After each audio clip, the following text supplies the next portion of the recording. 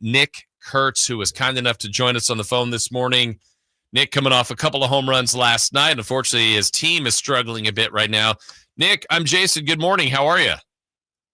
Doing well. How are you doing, Jason? Doing well, thank you. Thank you so much for joining us. I guess, look, the sport is a team sport. You're trying to do your individual part. How's the mixed emotions of last night doing something you haven't done in the majors yet, where you hit 2 homers in a game, but yet you guys don't get the win? So you're having some personal success without the team success right now. How do you kind of compartmentalize that?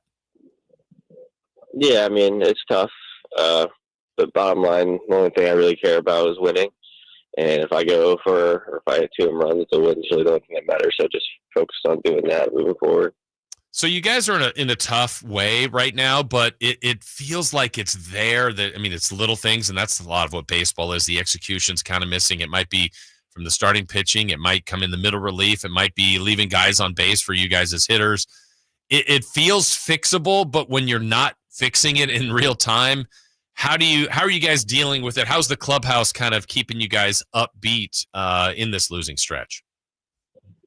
Yeah, I mean, it's frustrating for sure. I mean, we know that we're not far away. We know that's just a couple little things, like you said, but we're just trying to show up to the yard and have fun every single day. So that's kind of what we're focused on, and everything will work itself out. We just got to keep grinding and stay consistent.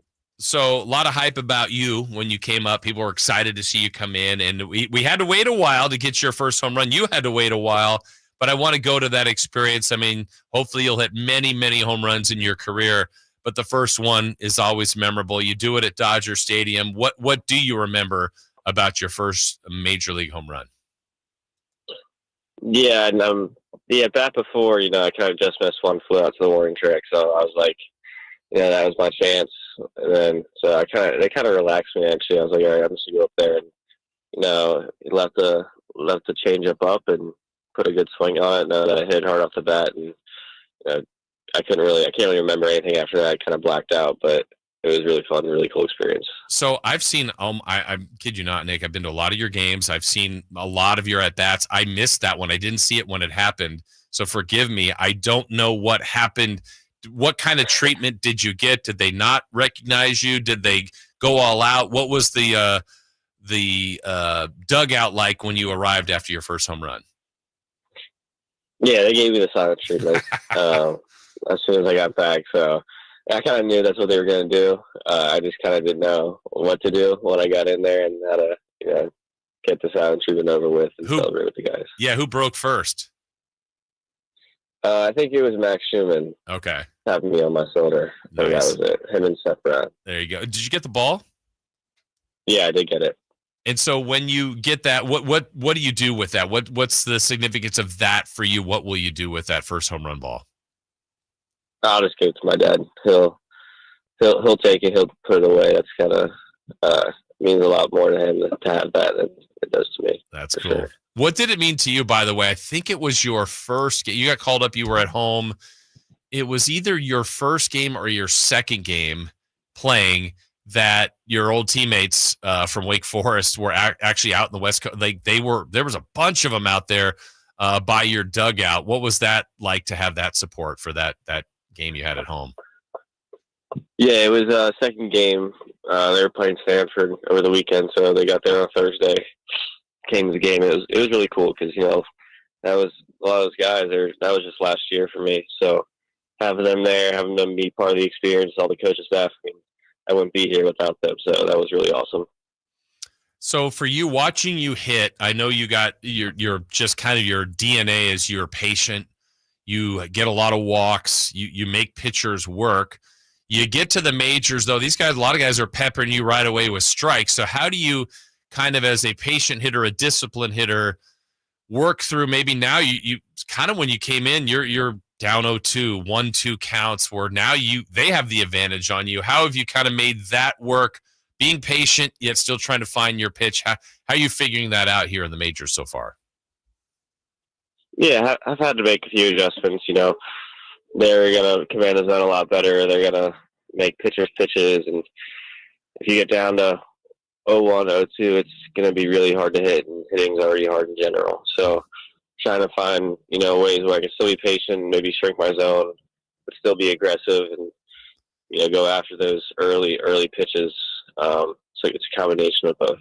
So as we're talking with A's rookie first baseman Nick Kurtz, obviously I'm sure the dream was to get to the majors. You did it pretty quickly. Do you feel like you've had a, oh my gosh, I'm in the major league moment? If so, what do you feel like, was that pinch me moment? I can't believe I'm playing at Dodger Stadium, playing in West Sacramento, playing wherever. Have you felt like you've had that moment or faced this pitcher? I think it was facing DeGrom.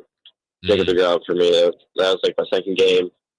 And he was a guy who, growing up, he's, Cy Young, crazy pitcher, insane. Like, that was just a really cool moment. And, I faced him twice now already, so it's probably him.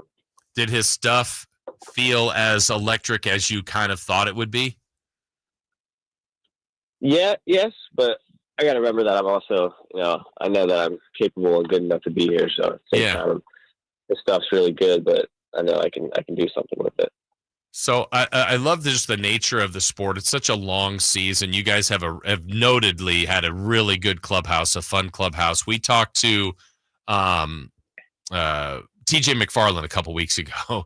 We were asking him about pranks, and he's one of the guys. He said he wanted to do this so badly, and we kind of gave him grief that he didn't do it. It was after one of your first games. I think you tripped over the mound on a pop-up. It was just kind of a weird play, but he's like, oh, I wanted to do like in a movie where they have like the death body, like layout. He was going to call everybody out. Look, it's Kurtz out on the mound. I was like, how did you not do that? That would have been such a good moment. What are some of the pranks they've gotten on you, or have you had to do any rookie like, hey, welcome to the majors, I'm the young guy on the team kind of moves? Yeah, I mean, kind of do a few stuff, but that's just normal, normal rookie stuff, whether it's just getting donuts or, getting stuff for the older guys. Nothing too crazy.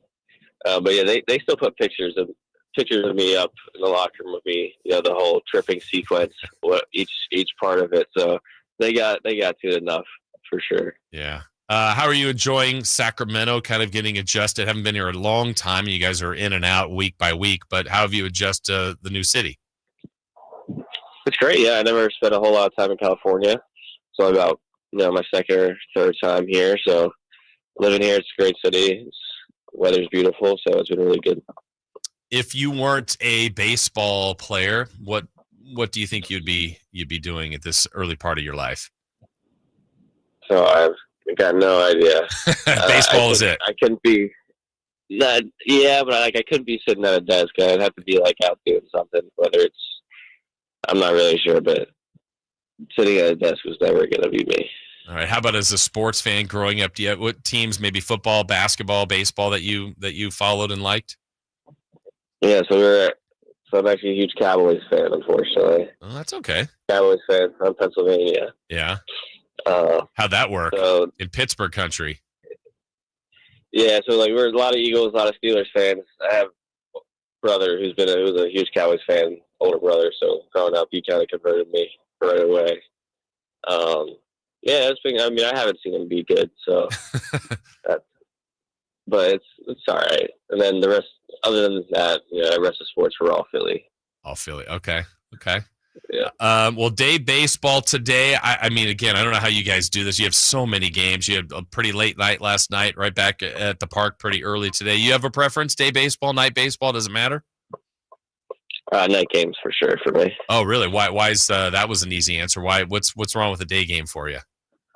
I don't know. I just think playing under the lights is something that you can't beat. I think it's just part of the reason why you love playing is pack that crowd under the lights.